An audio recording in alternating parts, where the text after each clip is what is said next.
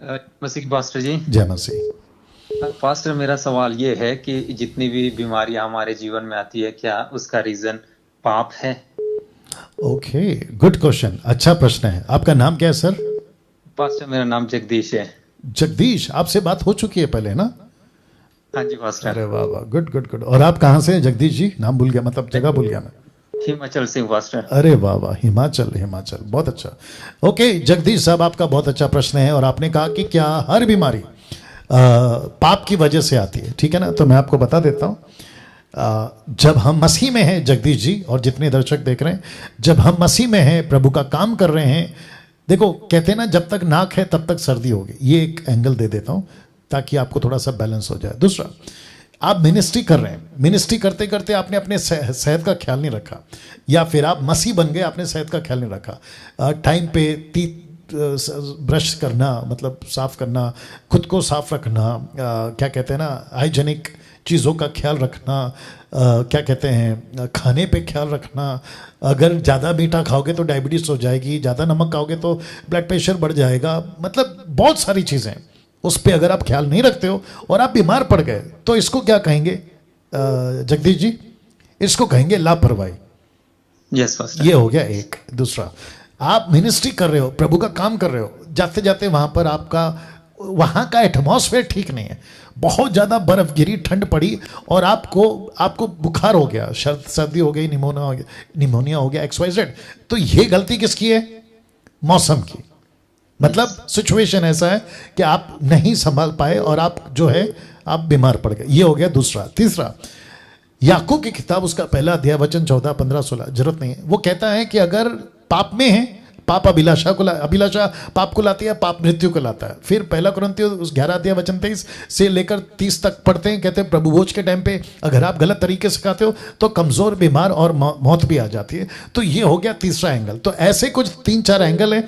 और फिर आती है, प्रभु कभी कभी ऐसी सिचुएशन से हमें गुजरने देता है ताकि उसमें परमेश्वर का काम हो। जैसे यूहन्ना की किताब 9:1 से लेकर 4 तक में, कि ये इसलिए हुआ है ताकि परमेश्वर का काम इसमें प्रकट हो। तो ये 3-4 एंगल हैं जिसके चलते होता है। यस भैया।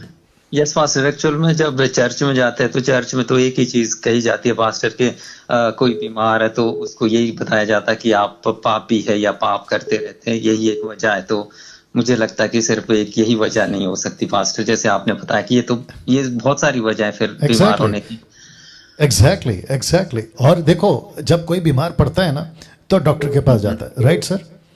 डॉक्टर क्या करता है? जांच पड़ताल करता है। फिर वो कहता है कि तुमने कल क्या खाया था, अच्छा तुमने ये खाया था, अच्छा फिर तुम्हारे साथ क्या क्या हुआ। तो तब पता चलता है कि ये बीमारी की जड़ क्या है, राइट सर?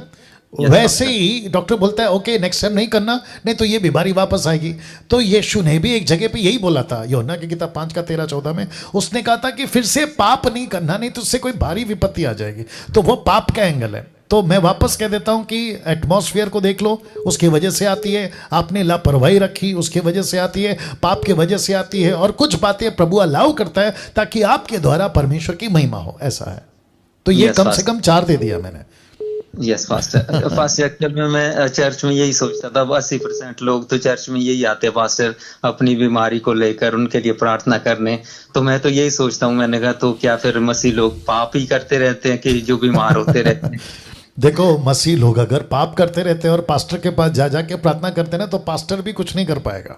पहली बात तो ये है, वो सब तसल्ली है, जिसको कई बार मैं कहता भी हूँ, गुड़ की जलेबी जी की तसल्ली। मतलब जलेबी कभी गुड़ की नहीं बनती है, जलेबी शक्कर की बनती है, लेकिन दिल को सुकून देने के लिए गुड़ की भी चलेगी। एक कहावत के रूप में कह रहा हूँ। तो अगर पास्टर कहता है ओ तुम बीमार हो तो पाप किया होगा, चलो मैं प्रार्थना करता हूँ ठीक हो जाएगा, कभी नहीं होगा। एक व्यक्ति को खुद प्रार्थना करना है। जगदीश जी आप भी जानते होंगे, एक विश्वासी को खुद प्रार्थना करना है, वो दूसरों के पास नहीं जाएगा। अगर जाता भी है तो अविश्वासी को ले जाए या अविश्वासी जाए, मुझे उसमें कोई दिक्कत नहीं, लेकिन विश्वासी खुद प्रार्थना करना चाहिए। अगर वो खुद प्रार्थना करेगा तो प्रभु से बात करेगा। तो ये ऐसा है, राइट सर? एक्चुअली में ये चीज हमने पास्टर आप ही से सीखी है कि कि प्रार्थना जो है वो खुद ही करना चाहिए, अदरवाइज तो Exactly. पास्टर खुद ही प्रार्थना करते रहते हैं सर लोगों के लिए। नहीं, तो नहीं। ये सर पास्टर की भी गलती है कि वो बिल्कुल खुद ही बिल्कुल करते रहते बिल्कुल, और ये छोटी गलती नहीं, ये बहुत बड़ी गलती है। अगर पास्टर ने लोगों को एजुकेट नहीं किया, पास्टर ने, लीडर ने, कहीं से भी कोई भी स्टेट में अगर वो खुद के चर्च को एजुकेट नहीं कर रहा है कि आपको खुद प्रार्थना करना है, तो वो पास्टर सबसे बड़ा दोषी है।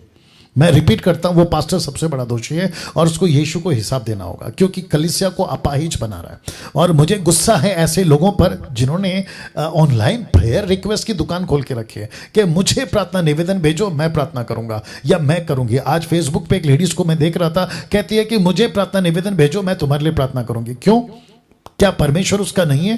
क्या डायरेक्ट उसकी प्रार्थना को नहीं सुन सकता? सुन सकता है। ये क्यों नहीं सिखाते? आप खुद को क्यों प्रमोट कर रहे हो कि मैं प्रार्थना करूंगी या करूंगा तो ठीक होगा? क्यों? बकवास है। मैं रिपीट करता हूं, बकवास है।